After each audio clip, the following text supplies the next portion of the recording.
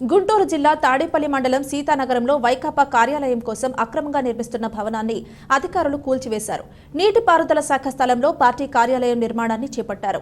Boat యార్డ్గా ఉపయోగిస్తున్న స్థలాన్ని తక్కువ లీజుతో వైకాపా కార్యాలయం కోసం అప్పటి జగన్ సర్కార్ కట్టబెట్టింది. ఈ అక్రమ నిర్మాణంపై వైకాపాకు సిఆర్డీఏ నోటీసులు జారీ చేసింది. శనివారం తెల్లవారుజామున 5:30 గంటల సమయంలో అధికారులు కూల్చివేతలు చేపట్టారు. ఇరిగేషన్ భూమిని ఆక్రమించి అనధికారికంగా వైకాపా కడుతున్న పార్టీ కార్యాలయ నిర్మాణాన్ని ఎంటీఎంసీ అధికారులు కూల్చివేశారు.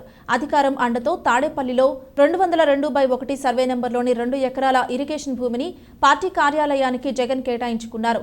2 ఎకరాల్లో భవనాలు కట్టి మిగిలిన 15 ఎకరాలు కొట్టేయడానికి వైకాపా నేతలు ప్రణాళిక సిద్ధం చేశారు. స్థలం స్వాధీనానికి ఇరిగేషన్ శాఖ అంగీకారం లేదు. సిఆర్డీఏ, ఎంటీఎంఈ, రెవెన్యూ శాఖలు ఈ భూమిని వైకాపాకు హ్యాండ్ ఓవర్ చేయలేదు. వైకాపా కార్యాలయ నిర్మాణానికి కనీసం ప్లాన్ కోసం కూడా దరఖాస్తు చేయలేదు. వైకాపా కబ్జాలపై తెదేపా గుంటూరు జిల్లా ప్రధాన కార్యదర్శి పోతినేని శ్రీనివాసరావు ఫిర్యాదు చేశారు.